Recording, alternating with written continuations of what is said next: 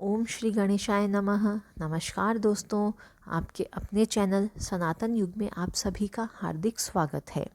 दोस्तों, इस वीडियो में हम सुनेंगे सकट चौथ, जिसे कि माही चौथ या तिलकुट चौथ भी कहते हैं, कि पूजन की विधि और व्रत की कथा सुनने से पहले आप सभी से रिक्वेस्ट है कि अगर आपने इस चैनल को अभी तक सब्सक्राइब नहीं किया है तो चैनल को सब्सक्राइब करना ना भूलें।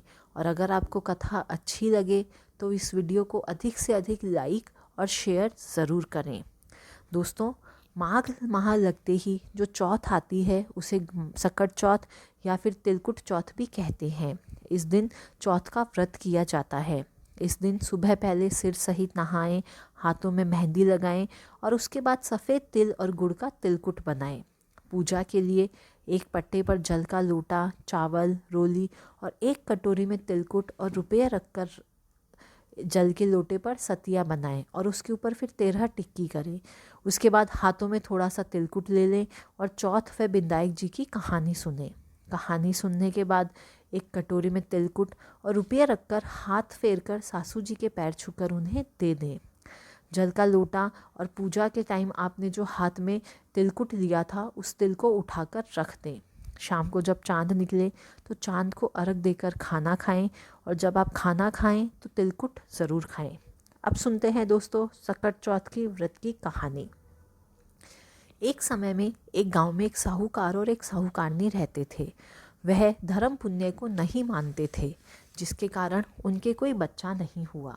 एक दिन साहूकारनी अपने पड़ोसन के घर जाती है तो पड़ोसन सकट चौथ की कहानी सुन रही थी। तब साहूकारनी उसके पास जाकर उससे पूछती है कि तुम यह क्या कर रही हो। तब पड़ोसन उसे बताती है कि आज चौथ माता का व्रत है, इसलिए कहानी सुन रही हूँ। साहूकारनी उससे पूछती है कि इससे क्या होता है। तब पड़ोसन बोलती है कि इससे अन्न, धन, सुहाग, बेटा और वैभव मिलता है। तब साहूकारनी की बहू बोलती है कि यदि मेरे गर्भ रह जाए तो मैं 1.25 सेर तिलकुट करूँगी और चौथ का व्रत भी करूँगी। उस कुछ समय बाद उसके गर्भ रह गया तो वह बोली कि हे चौथ माता, अगर मेरे लड़का हो जाए तो मैं 2.5 सेर का तिलकुट करूँगी। 9 महीने बाद उसके लड़का भी हो गया तो वह बोली कि हे चौथ माता, मेरे बेटे का विवाह हो जाएगा तो मैं 1.25 सेर का तिलकुट करूँगी। समय बीतता गया और उसका बेटा बड़ा होता गया। जब बेटा विवाह योग्य हुआ तो साहूकार के बेटे का विवाह भी तय हो गया और वह विवाह करने चले गए। तब चौथ बिंदायक ने सोचा कि जब से इसके गर्भ रह रहा है तब से रोज तिलकुट बोलती है, अब तो बेटे का विवाह भी होने वाला है, तब भी तिल का एक दाना भी इसने दान नहीं करा है। अगर हम इसको चमत्कार नहीं दिखाएंगे तो अपने को कलयुग में कोई भी नहीं मानेगा। और फिर वे उसको बेटों को फेरों में से उठाने का निश्चय करते हैं।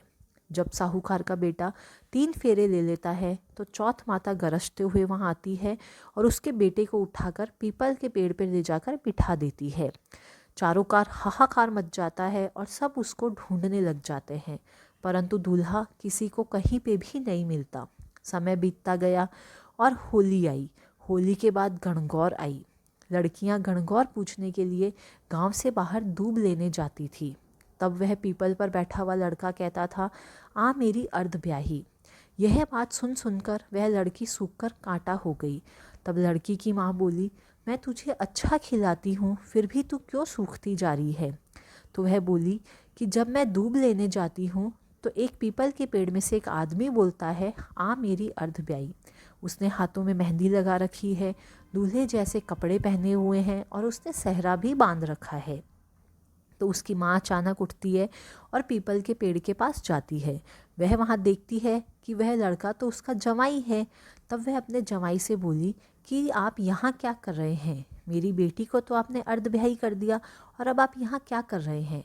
तब वह लड़का बोलता है कि मैं मेरी इच्छा से यहाँ नहीं बैठा हूँ, मेरी माँ ने चौथ माता का तिलकुट बोला था, वह उसने नहीं किया और चौथ माता नाराज़ हो गई और मुझे फेरों में से उठाकर यहाँ लाकर बिठा दिया।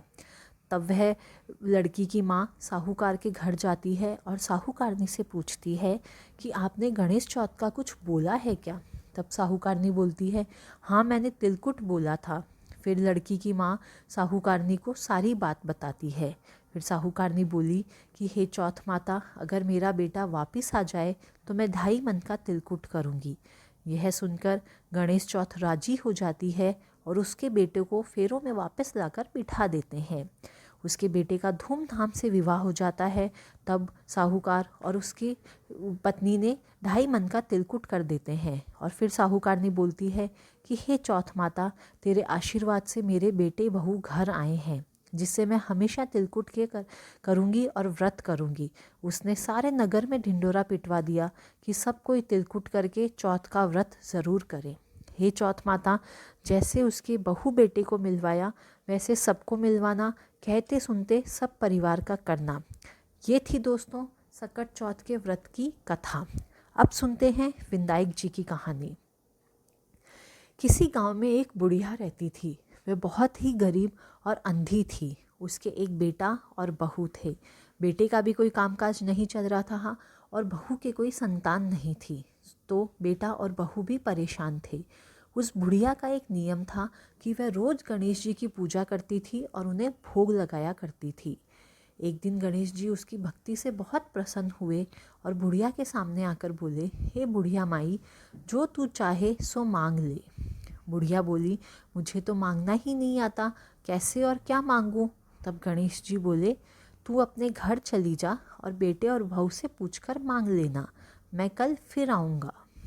इसके बाद गणेश जी अंतर्ध्यान हो गए। बुढ़िया खुशी खुशी घर पहुंची। बुढ़िया ने खुशी से अपने बेटे और बहू को आवाज़ लगाई। बेटे बहू दौड़े दौड़े उसके पास आ गए। फिर उसके पुत्र ने पूछा, माँ क्या हुआ? तब बुढ़िया बोली कि आज मेरी भक्ति से प्रसन्न होकर गणेश जी मेरे सामने प्रकट हुए और उन्होंने मुझसे कहा कि बुढ़िया माई, जो मांगना है मांग ले। तो पुत्र पूछता है, माँ तुमने क्या मांगा? तो बुढ़िया कहती है, मुझे तो मांगना ही नहीं आता। तो मैंने गणेश जी को बोला कि मुझे तो मांगना ही नहीं आता। तो गणेश जी ने कहा कि तुम घर जाके बेटा बहू से पूछ लो, कल मैं फिर आऊँगा तब मांग लेना। तो पुत्र कहता है, माँ तू धन मांग ले। बहू से पूछा तो बहू ने कहा कि माँ जी, पैसा तो हाथ का मैल है, आप पोता मांग लो। बुढ़िया को बात जम गई, क्योंकि वो अपने बेटे और बहू से बहुत प्रेम करती थी और वो भी अपने पोते का मुंह देखना चाहती थी। परंतु उसके मन में आया कि इससे मुझे क्या लाभ, क्योंकि वह अपने लिए आंखें मांगना चाहती थी। तब बुढ़िया ने सोचा कि ये तो अपने अपने मतलब की बात कह रहे हैं। अतः उस बुढ़िया ने अपनी पड़ोसिन से जाके पूछा। तो पड़ोसन ने कहा, बुढ़िया तू तो थोड़े दिन जिएगी, क्यों तू धन मांगे और क्यों तू पोता मांगे? तू तो अपनी आँखों की रोशनी मांग ले, जिससे तेरी ज़िंदगी आराम से कट जाए। यह सुनकर बुढ़िया सोच में पड़ गई। उसने सोचा कि मुझे कुछ ऐसा मांगना चाहिए जिससे मेरा बेटा बहू की इच्छाएं भी पूरी हो जाए और मुझे भी फ़ायदा मिले। अगले दिन जब वह पूजा करके मंदिर से बाहर निकलती है तो गणेश जी उसके सामने प्रकट होते हैं और बोलते हैं, मांग ले जो मांगना है। इस पर बुढ़िया बोली, यदि आप प्रसन्न हैं तो मैं अपनी हवेली के झरोखे में बैठकर अपने पोते का मुंह देखते हुए उसे सोने की कटोरी से दूध पिलाऊं। बस आप तो मुझे ये वरदान दे दो। यह सुनकर तब गणेश जी बोले, बुढ़िया माँ, तूने तो मुझे ठग लिया। तूने तो एक ही वरदान में सब मांग लिया। फिर भी जो तूने मांगा है वचन के अनुसार सब तुझे मिलेगा। यह कहकर गणेश जी वहाँ से अंतर्ध्यान हो गए। उसके बाद बुढ़िया ने जो कुछ भी मांगा वह उसको सब कुछ मिल गया। उसके बेटे का कामकाज भी हो सेट हो गया और उसके बहू के बेटा भी हो गया। बुढ़िया माँ भी बहुत खुश हो गई और उसके बेटे बहू भी खुश हो गए। सब रोज़ गणेश जी की पूजा करते, भक्ति करते और गणेश जी का गुणगान करते। हे गणेश जी महाराज, जैसे उन्हीं बुढ़िया माँ के सब कुछ दियो वैसे ही सबको दीजो।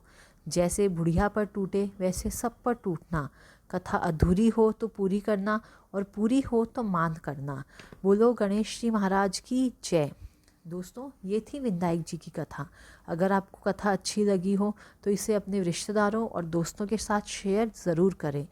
ओम श्री गणेशाय नमः। Thanks for watching.